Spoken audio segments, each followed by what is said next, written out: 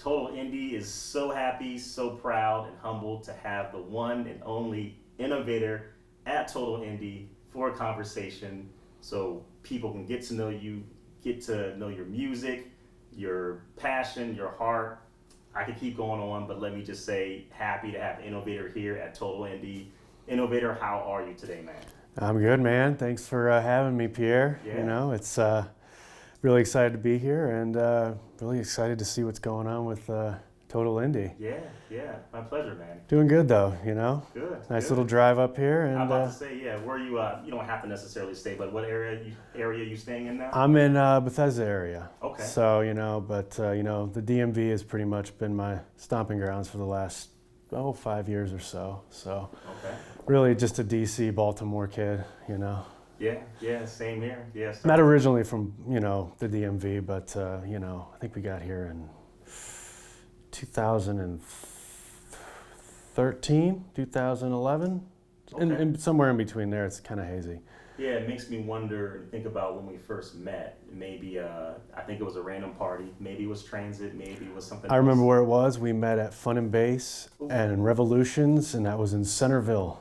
Yeah. Okay, there we go. Brandon introduced us. Brandon, shout out to Brandon. Yeah, we were sitting at the bar, and he introduced me. I'll never forget it. That's awesome. Yeah. That's awesome. Good times. Always good times. Very good, very good. Yeah. Yeah. Fun and Bass hasn't been around for a little while. I don't know what's going on with them. That's all right.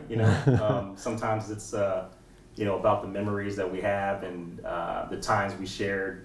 Phenomenal dance floor. Oh yeah. Moments. So we'll take that. For That was a great little spot, though, wasn't it? Yeah. That was a nice little spot. Yeah, absolutely. Might have to reinvestigate that sometime. And yeah, that dance floor was huge. Yeah, absolutely. So just to let the people watching know. One of the reasons we wanted to have you, aside from you being just a great guy and just having our relationship, was you absolutely killing it here at a private party we had. I guess it was last year, perhaps something along those lines. Yeah, I think it was last winter. Last winter, you came in with the crew. I had heard you play everything but drum and bass, so I remember just hearing you absolutely kill it. And when I feel like when I'm in a situation specifically with drum and bass, dance floor or club, and I can feel the atmosphere just change as a result of the music being so amazing, that's when I know this is a great DJ. He's got a great ear, great selection, and so I had to have you. Well, thank you, man. I appreciate it. Absolutely. Don't lay it on too thick now. Yeah, let people know far and wide just who you are. Thank you. On that note, how did you get started DJing? Well, it kind of started before even the electronic music thing even got into my ear. I was more like, of a punk rock kind of a ska kind of a guy. I played, like saxophone, and I played clarinet, and I played drums and like punk rock bands and stuff. And then, around middle of high school, my buddy, one of my good friends, Jeff, he introduced me to, industrial music. And I kind of was just like, had no idea like music like that even existed. Actually, it was Download, which is an offshoot of Skinny Puppy. I don't know if you know who they are, but they're just really electronic, kind of grimy stuff. And I just was hooked immediately on the fact that they could make these noises from machines. And, it kind of just, it all kind of snowballed from there. I really kind of took into the industrial scene where I loved, Meat Beat Manifesto and, Thrill Kill and Front 242 and, all those kind of groups, that were all touring together back then.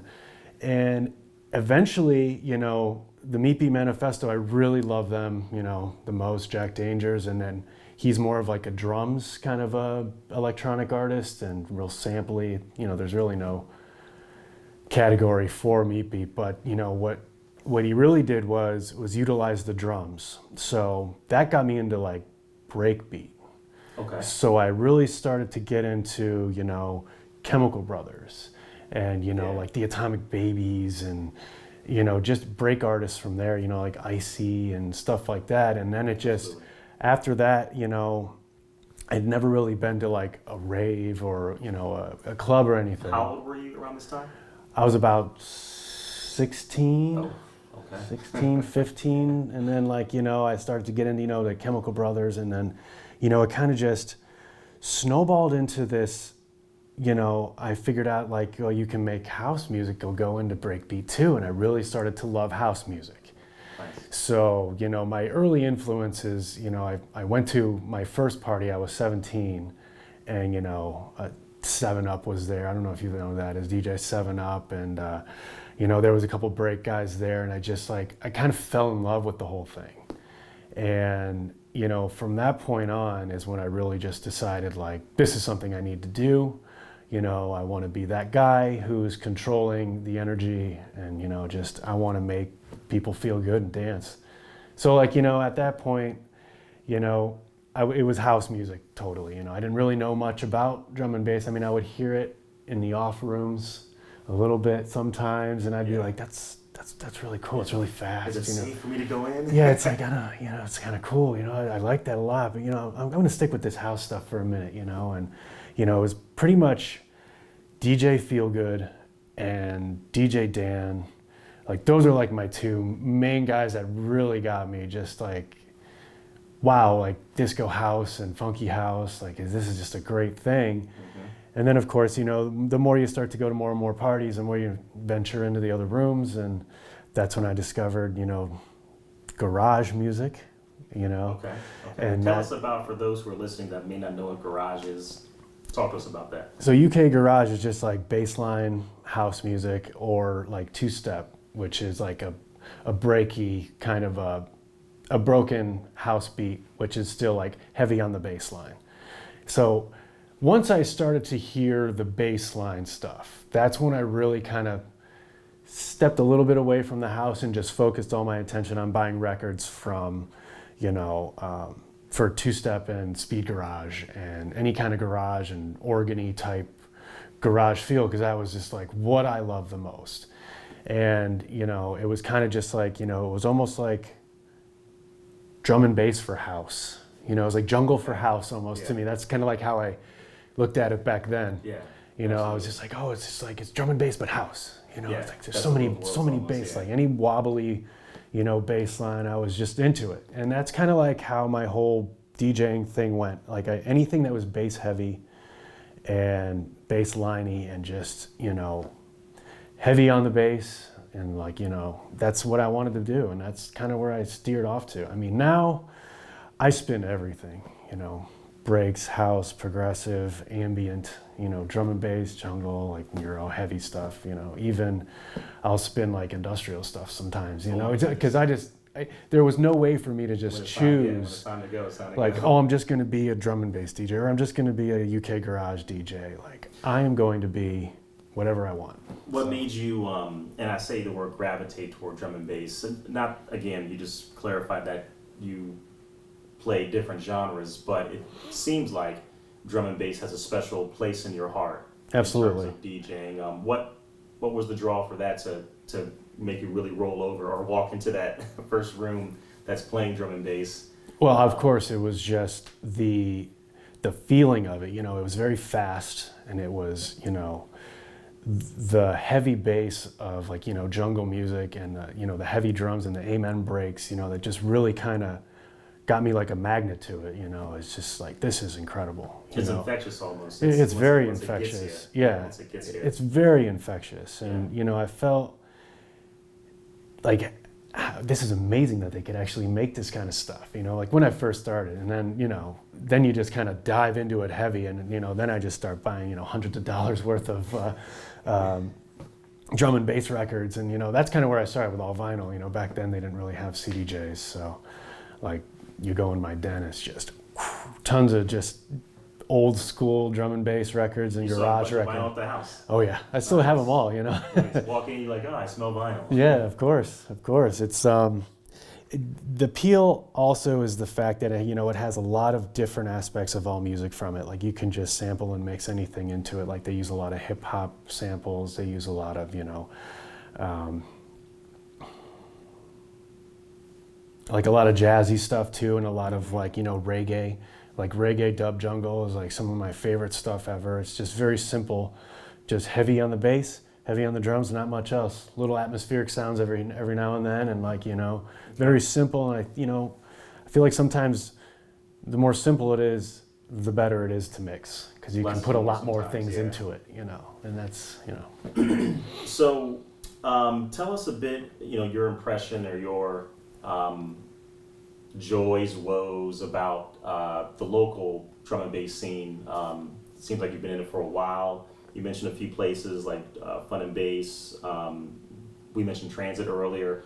I really, you know, if there's just your impression of the local scene, since this is where we are here in the Washington D.C. area. Yeah, just share your thoughts on the local scene for drum and bass. Yeah, I mean, honestly, I'm originally from Ohio. That's when I really started all this. I'm from the Cleveland area, and we would go to Pittsburgh a lot. You know, it was kind of close, and the drum and bass scene wasn't much, you know, until I kind of, you know, well, I lived in Florida for a little spell too. It was a little bit bigger down there for a while. I haven't been down there in a long time, but you know, Florida's really big on breaks. So I think you know, drum and bass is faster breaks pretty much.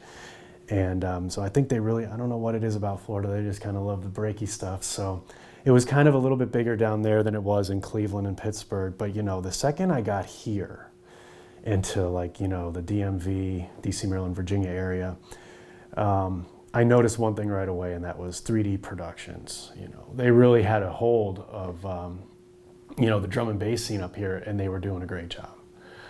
Still doing it. Shout out to Dominic and 3D Productions.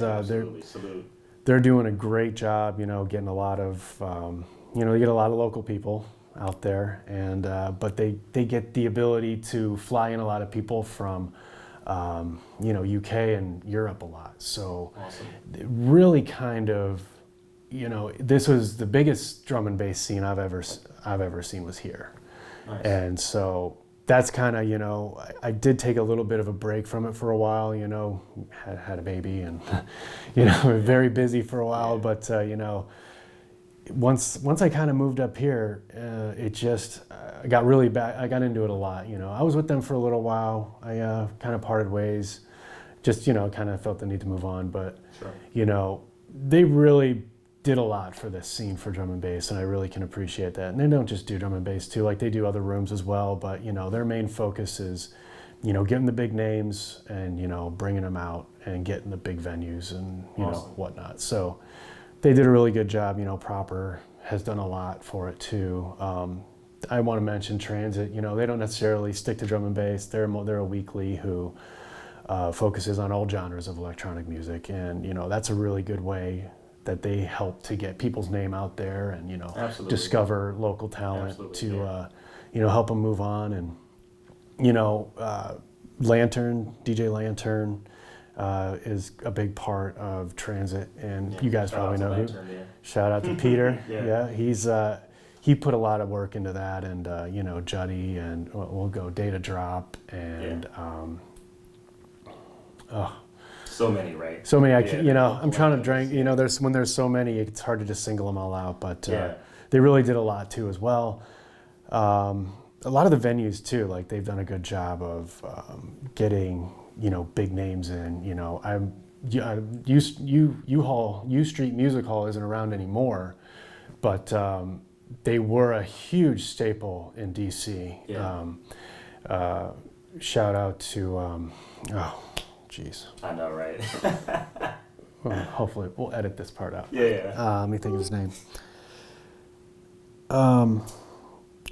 Ken. So big shout out to Ken Lazy. Yes, for being a huge part of U Street Music Hall and getting a lot of those big names in there, you know. And absolutely. He's a big supporter of 3D, you know, all those people, you know, he'd bring in, you know, big names, you know, like Spore and Optical and Ed Rush and, you know, all those guys, you know, it's just so many to name, but, you know, they did a really great thing there, and it's just a shame. I think COVID had a really big part of getting that place, you know, the revenue wasn't coming in, so of course, what are they going to do? You gotta sell or shut it down. So tell us about your crew. When I remember you were here, you had a couple people with you that you were a part of the crew. I can't remember the name of the crew. I hate that that's the case, but No worries. It's right now I'm in internal productions. I'm sorry, excuse me. Let's edit that part out. Right now I'm in internal conflict productions, and that involves the main guys are me, Reed Substrate, DJ Substrate, and DJ Soul Lost, and there's a couple other guys in the crew. Can't even think of their names right now, but okay. I think really bad with names, if you couldn't tell. That's all right. That's all right. That's all right. A lot of players in the game. Yeah, but you know, we've done a lot. We've tried to do a lot, you know, with getting some bookings. You know, we were never really that big. You know, we just we took a lot of local guys and we just kind of got together. And you know, big shout out to Reed though. Yeah. He really put a lot of work into this, and Solos and Habitude, those guys, and I think Habitude's wife, I forget her name, but she really did a lot of work too. It just, you know, I think, you know, there's a lot of money involved in trying to get this promotion and, you know, to get, you know, to where you need to be. And it's just like, you know, I just feel like, I don't know, we kind of like slowed down a little bit. You know, we did a lot for live streaming though. Awesome. I think everybody did a lot with yeah. live streaming after the whole lockdown stuff. So Yeah. we were really steady with that for a long time. Haven't done too much with it lately. I think everybody's just kind of taking a little break. Take a little breather, yeah. Yeah, Putting things back a little together. breather. Definitely was a part of Fun and Bass where we met, but you know, they kind of died off too. Once you know, once kind of people start separating and going their different ways, it's hard to get everybody to collaborate on the same thing. It's like, you know, Yeah. bunch I of feel like all bunch of things have that ravers, problem. Yeah. bunch of yeah. ravers trying to, you know, get things together and get organized. It's like trying to herd cats. You know, it's like, I guess that's kind of the, you know, classic tale with groups, you know, big or small, you know, a couple of years later there's a new drummer or a new vocalist, Yeah. you know, Van Halen, you know what I'm saying? There you go. This guy. So I think that's kind of the nature of just keeping the symmetry and the synthesis between people. So I feel you there, but we keep doing what we love, right? Yeah, yeah. So I know how I would answer this question for you. But why should fans of drum and bass specifically and promoters look in your direction? I know the answer to that because I've already heard you smash it, and just what you bring to the tables is phenomenal. But Well, thank you. I Your own appreciate that. I really think they should look in, you know, my direction, because what I bring is a different kind of vibration to the whole thing. If you know, you're never going to catch me, you know, unhappy. You're always going to catch me moving. I've been known to, photographers hate me because they can't take my picture because I'm always dancing and moving up there. Mm-hmm. Like, that's my main thing. My main goal is to make you smile and to make you have a good time. And I feel that I can get you to do that with the kind of music that I play. You know, I definitely stick to the older kind of stuff. You know, I really love the older dub reggae jungle, you know, the bass heavy type, you know, the dirtier stuff from back then. Yeah. You know, I'm not saying that the new stuff isn't anything to look at. It's just, I definitely try to bring the classics to get the vibration up and high, you know. One thing I just, you know, some things I can't really stand is when I go to see a DJ and they just kind of stand there like a skeleton and they just, you know, no smile, no nothing, and I'm just like, well, he's not having fun. Why am I going to have yeah, fun? You know? and it translates Right. when a DJ is truly enjoying himself and wanting to truly share his craft and has amazing selection of all things that you do. Yeah. It really makes an amazing experience. Well, thank So, you. Yeah. yes, absolutely. Total Indie totally endorses this man to any fans and promoters of drum and bass. So, yes, absolutely. Please look this man's direction. Give him that slot, and he will definitely kill it. Innovator. Kill it. Here we go. Innovator, Total Indie, so happy to have you. Thank you for taking the time, Well, thank you. and we'll see you on the next one. Absolutely, man.